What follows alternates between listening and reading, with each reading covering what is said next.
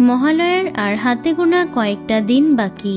আগামী 21শে সেপ্টেম্বর ভোর 5টায় চ্যানেলগুলিতে মহালয়ার অনুষ্ঠান সম্প্রচারিত হবে। জলসার মাতৃরূপেণ সংস্থিতায় দেবীর কোন রূপে কে থাকছেন তা তো আগেই জানিয়েছিলাম। এবার জেনে নেব জি বাংলার জাগো মা জাগো দুর্গায় কে কোন রূপে থাকবেন।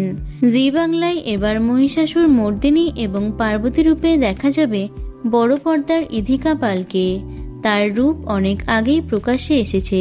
দেবী দুর্গা রূপে দেখা যাবে কোন গোপনে মন ভেসেছে ধারাবাহিকের শ্যামলী অর্থাৎ শ্বেতা ভট্টাচার্যকে।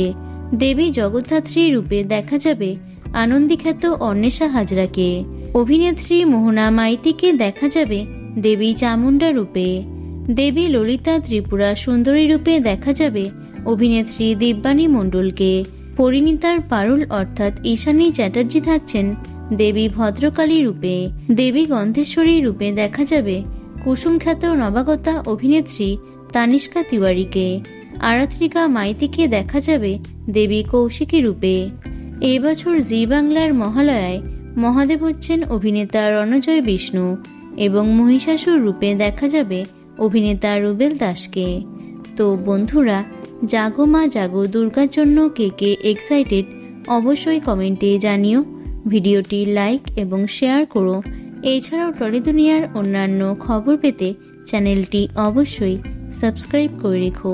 ধন্যবাদ।